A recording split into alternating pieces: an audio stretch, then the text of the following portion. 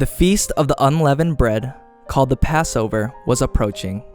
The Passover commemorates the liberation of the Israelites from slavery in Egypt and their freedom as a nation.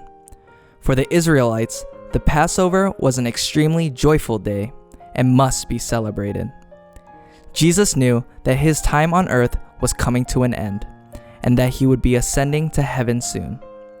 And so, the day before the festival of the Passover, he gathered the disciples for a special Last Supper. When all the disciples were seated at the table, Jesus began to wash the disciples' feet. The disciples were astonished. "Lord, how can you wash our feet? No, this is not right." Although the disciples were reluctant, Jesus washed the feet of each disciple in turn. The disciples did not know what to do. Finally, it was Peter's turn. "Lord, are you going to wash my dirty feet as though you are a servant? No, you shall never wash my feet." "Unless I wash you, you have no part with me." "Then Lord, don't just wash my feet, but my hands and my head as well." Peter then changed his mind and asked Jesus to wash him more. After washing the feet of all of his disciples, Jesus sat at the table and spoke to them. "Now that I, your Lord and teacher, have washed your feet, you also should wash one another's feet. I have set you an example that you should do as I have done for you." The disciples cherished Jesus' words in their hearts. Jesus then took the bread, gave thanks, and broke it and gave it to the disciples. "This is my body given for you. Do this in remembrance of me." In the same way, he took the cup, gave thanks, and gave it to the disciples. "This cup is the new covenant in my blood, which is poured out for you to save everyone from their sins. Do this in remembrance of me." Then Jesus spoke to his disciples. "One of you is going to betray me."